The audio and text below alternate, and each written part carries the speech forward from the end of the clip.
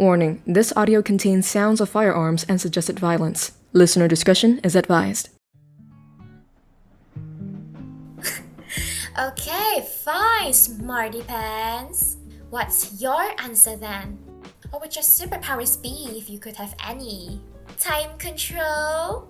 Teleportation? No. Unlike you, I choose a more practical answer from Tumblr. Oh, so you're cocky and unoriginal. Good to know.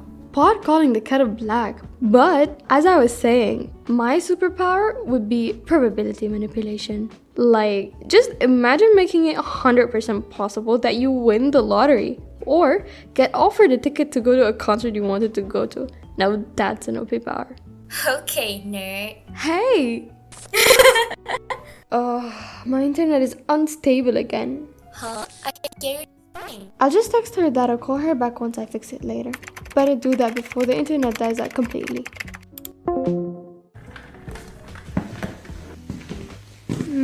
That's weird. Everything's hooked up fine, but it's not getting any internet. This just in, the country has just declared war. Currently, all foreign citizens are implored to leave the country as soon as possible. It is unclear yet the reason for this declaration, as the diplomatic relations between... Wait, what? Maybe I just misheard it. They can't be. Aysha, get your things. We have to go. Mom? What are you doing? We have to go.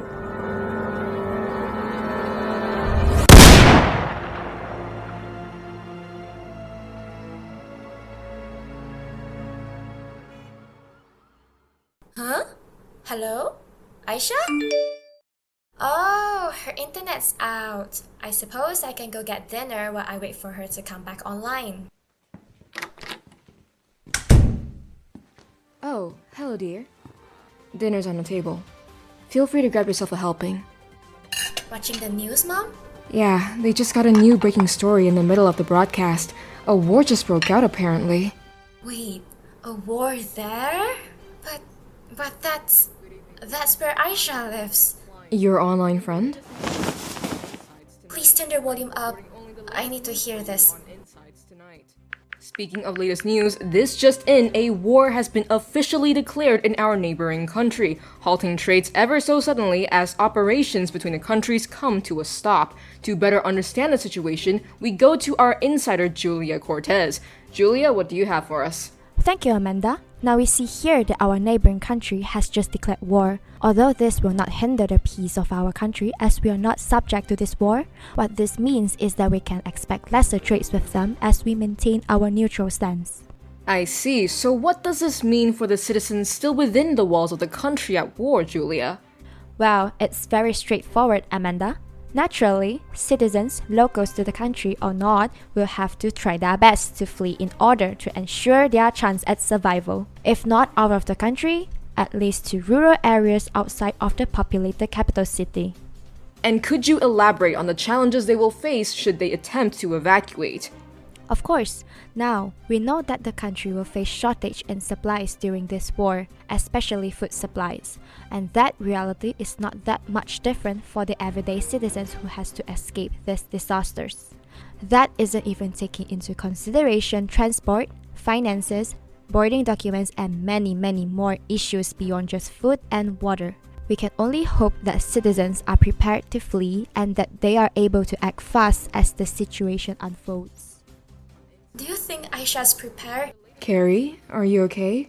You haven't touched your food yet. What if she doesn't make it? Carrie, you're worrying too quickly right now. But Mom, how will I know if she's safe?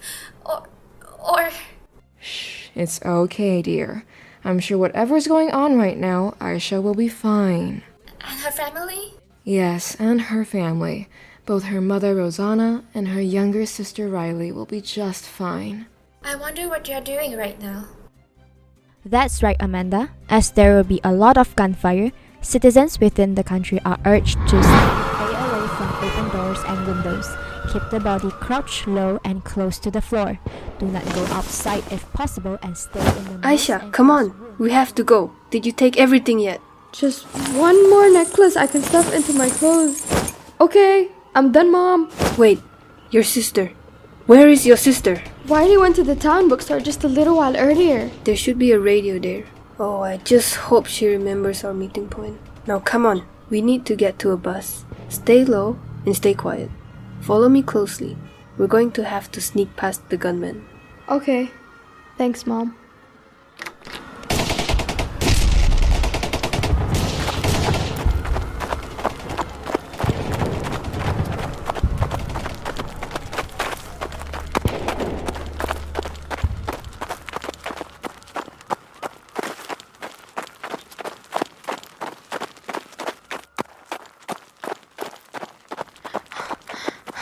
Wait, is that? Mom! Sis! My dear, I thought you'd be further away. Thank goodness you're safe. I remember what you told me, Mom. The alley by the bus station. Are you two okay? Yes, we have the valuables and documents back, and Mom has some food. You? I tried to loot as much food as I could on the way here.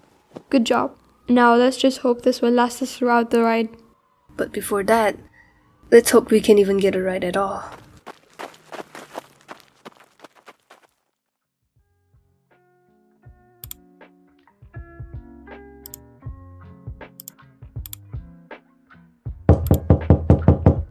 Come in. Carrie, dear, it's early. Did you sleep at all last night? You barely ate dinner. I couldn't sleep. I'm worried about Aysha. Not sleeping isn't going to help her, dear. I know, Mom. I know. But I'm just... Are you reading news about the war on your computer? Oh. Yeah, I am. It, calms me down. Carrie. I'm sorry, Mom. It's just... She hasn't replied to my messages. I haven't received anything from her after her internet went down. I don't even know if she's alive. It's okay, dear. I understand. You care for your friend. But you know, when a country's at war, they're not going to have people working at the service stations to keep the internet running and such. It's a given that you can't reach her. Then what about the water facilities and electricity? Do they not have that too? I'm afraid not, dear. They're going to have to be prepared. Do you think Aysha's prepared? Good morning, fellow citizens. This is Amanda Klein bringing you the latest news for you on Insights Broadcasts. And back again to talk about the ongoing war. They have news. I need to listen to this. Once again, here with us to enlighten us about the war is Julia Cortez. Julia, we talked about the things civilians should do when war just broke out. But now that some time has passed, we are starting to get news about refugees who had successfully crossed the border. Can you tell me more about what they had to say? Of course, Amanda. A lot of these refugees now speak about being in need of financial assistance after having spent most of their money on transport to get across the border. Oh, why is that? You see, Amanda, during war times, conflict traders will become more frequent and taking advantage of the conflict and people's need to head to safety. They will increase prices of transport to an absurd price. So, those desperate to leave will have to pay those absurd prices just to have hopes of leaving. Hold on, so you mean to say even when they've paid a ridiculous price, they aren't guaranteed that they can leave safely? Unfortunately not. Scams exist here as well, where if civilians paid the wrong person, they might find themselves stranded in the middle of nowhere instead. That's horrible. Indeed, but that isn't the only danger the civilians will meet on the road. If they do get a ride, they will have to be careful and be on the lookout for... I still think that price was way too high. Hush, Aysha. Don't complain. We had to. This is fine. At least we know the driver has the permits to get this bus across the border. Yeah, but I don't think he charges his own family that kind of price. It's alright. It's better if they come. Then we know that he can't stop and throw us off and strand us. We should also share our food with them to strike a good relationship with them. I guess so. At least we're not alone and a few more people are alive. It does make a dark, silent ride a little warmer in a way. Yeah, we're all in this together now. Mom? I have to use the bathroom. Sorry, dear, but we aren't due for a stop until a few hours at least. Just hold it in for now and try not to drink any water. But I really have to go. Riley, please. Someone's nearby. Everyone quiet.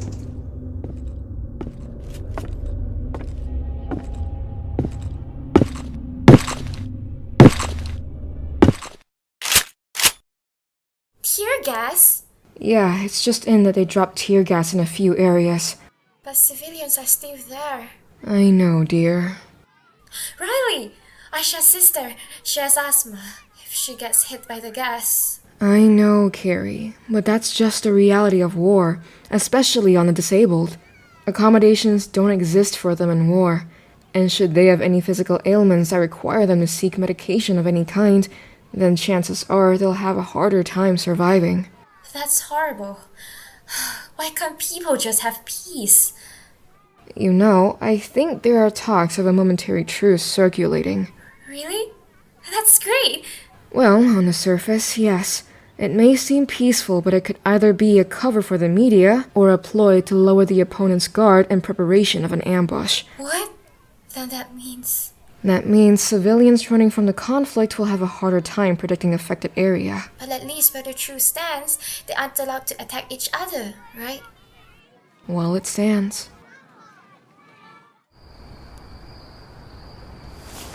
Mom, did you mean everything you said with the gunmen earlier today? Of course not. But to survive, you have to be smart. I'd rather lie to the enemy that we're on their side than to be taken to one of the many concentration camps we pass by. Yeah, I'm glad you're with us, Mom. Otherwise, I wouldn't have known what to do. Like when that tear gas hit us afterwards. I just hope Riley feels better now. Yeah, her lungs should be feeling better by now. And if she still has trouble breathing, we packed her breathalyzer, so it'll be fine. Hey, Mom?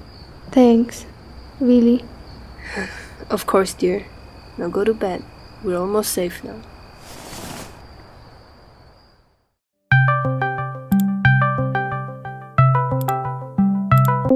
Aysha! Carrie! Oh my god! Thank goodness you're safe. I was so worried. I saw your neighborhood from the news footage and your house, your home. Everything was ruined. I was so worried that you'd... I miss you too, Carrie. But how are you? How's your family? Are they okay? Where are you? I'm in a car on the way out now. We packed our documents and everything, so the process was okay. There were just a lot of people. We were stuck at the border for about a day. My mom and Riley are fine. My mom's calling relatives to check on them right now. Riley got hit by tear gas a little, but we were okay. She has her breathalyzer and the global organizations gave us some biscuits and gave her some medical attention. Wait, biscuits? That's it? Yeah, luckily we had food and water prepared, and since we still have some jewelry hidden on our persons, we should be able to afford a hotel for a night before we move into some place safer with relatives. How about you though? Your mom and sister are fine, but what about you? Are you okay? How do you feel? I don't feel good. Why is that? Because I lived. It's just, I'm thinking about all the people we left behind. Neighbors, friends, family. I know what I have to do. You do? I need to spread awareness, post about this online, tell people my story, let them know what's happening within the borders. Aysha? It's the only way I can make it up to the people I left behind, Carrie. If I do, then maybe, just maybe I can help save some of them. Give them the chance of survival I had. Then maybe it's okay for me to have made it. Aysha, you know that's just survivor's guilt. You're not obligated to. But I can at least do it for the people who lost their lives because of this, Carrie. If not for those still surviving, at least as a tribute to those who died. That is the least we can do. Lifeline is a radio drama produced by Voices of Unreason. It was written, directed, and edited by group leader Lim Zinjie. It featured Azil Amir El Gab Abdil Gadir, as Aysha and Riley, Ilithia Leong Yi-Ling as Rosanna, Lim Xinjie as Susan and Amanda, and Ong Jo Jing as Carrie and Julia. Thank you for listening.